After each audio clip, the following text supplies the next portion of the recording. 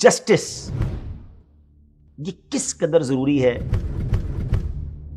مگر انفارچونیٹلی آج کے دور میں انصاف کو تلاش کرنا، انصاف کو حاصل کرنا بہت مشکل بنا دیا گیا ہے۔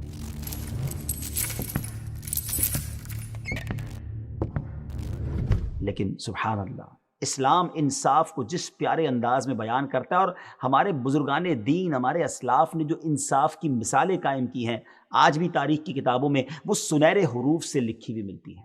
آئیے آپ کو حضرت عمر فاروق رضی اللہ تعالیٰ عنہ کے دور کا ایک شاندار واقعہ سناتے ہیں۔ ملک غسان کا بادشاہ جبلہ بن ایہم اپنے چند ساتھیوں کے ہمراہ حضرت عمر فاروق رضی اللہ تعالیٰ عنہ کی بارگاہ میں حاضر ہو کر مسلمان ہو گیا۔ یہ بڑی خبر تھی کہ بادشاہ جو ہے وہ اتنا بڑا لیڈر جو ہے وہ مسلمان ہو گیا۔ ملک غسان کے بارے میں بھی کچھ سن لیجئے کہ غسان ایک چشمے کا نام ہے جہاں عزت قبیلے کے لوگ اترے تھے، اور اس سے منسوب ہو کر غسانی کہلائے۔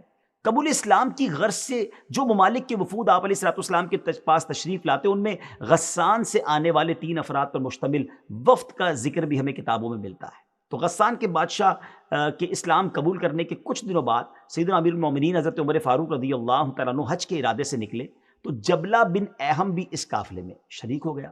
مکہ مکرمہ پہنچنے کے بعد ایک دن دوران طواف کسی دیہاتی غریب مسلمان کا پاؤں اس کی چادر پر پڑ گیا، تو چادر کاندھے سے اتر گئی۔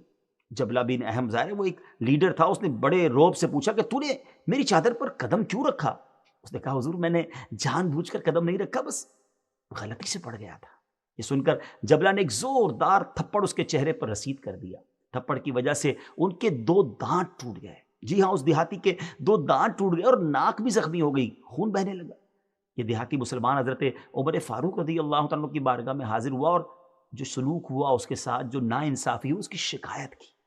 اب ایک طرف لیڈر آف دیٹ پرٹیکولر جو قبیلہ ہے، اس کا ٹرائب کا لیڈر ہے، اور ایک طرف ایک غریب دیہاتی مسلمان ہے، مگر عدالت کس کی ہے؟ جس کی عدالت کی پوری دنیا میں شہرہ ہے۔ حضرت عمر فاروق رضی اللہ تعالیٰ عنہ نے جبلہ بن اہم کو طلب کیا اور پوچھا کہ تو نے اس دیہاتی کو تھپڑ مارا ہے؟ جبلہ نے کہا کہ ہاں میں نے تھپڑ مارا ہے، اگر اس حرم کے تقدس کا خیال نہ ہوتا تو میں تو اسے قتل کر دیتا۔ بڑا اس کا ایٹیٹیوڈ تھا۔ حضرت عمر فاروق رضی اللہ تعالیٰ عنہ نے فرمایا کہ اے جبلہ، تو نے اپنے جرم کا اقرار کر لیا ہے، اب یا تو اس دیہاتی سے معافی مانگ لے، یا تو میں تم سے اس کا قصاص لوں گا۔ قصاص سے مراد کیا ہوتا ہے کہ پھر اب وہ دیہاتی گویا تھپڑ مارے۔ جبلہ نے حیران ہو کر کہا کہ کیا آپ اس غریب دیہاتی کی وجہ سے مجھ سے، بادشاہ سے قصاص لیں گے؟ یعنی کیا یہ دیہاتی مجھے تھپڑ مارے گا؟ حضرت عمر فاروق رضی اللہ تعالیٰ عنہ نے کیا فرمایا؟ اسلام قبول کرنے کے بعد حقوق میں اب تم دونوں برابر ہو۔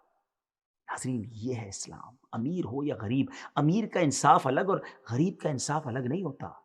اسلام میں سب برابر ہوتے ہیں۔ کاش ہمارے اسلاف، ہمارے صاحب اقتدار ہمارے یہاں بھی انصاف کو ایسا آسان کر دیں۔ ناظرین، یہ وہ واقعات ہیں جو ہمیں سکھاتے ہیں کہ ہمارا اسلام کس قدر انصاف کو پسند کرتا ہے۔ کاش ہم اسلام پر صحیح طریقے سے عمل کرنے والے بن جائیں تو ہمارے معاشرے کے بہت سارے پرابلم جو ہیں وہ سالو ہو سکتے ہیں۔ ٹھیک ہے، شاید مجھے کوئی جج نہیں سن رہا ہوگا، مگر ایک بات کر دوں، مجھے اور آپ کو بھی تو کبھی کبھی انصاف کرنے کا موقع ملتا ہے نا، اپنے آفس میں، اپنے خاندان میں، اپنی فیملی میں۔ کوئی قبیلے کا بڑا ہوتا ہے، کوئی علاقے کے بڑے ہوتے ہیں، خاندان میں ہماری کوئی پوزیشن ہوتی ہے، واٹ ایور، وین ایور، جب بھی 2 مسلمانوں کے درمیان فیصلہ کرنا ہو، کوئی ڈیسیشن لینا ہو، انصاف کیجیے گا۔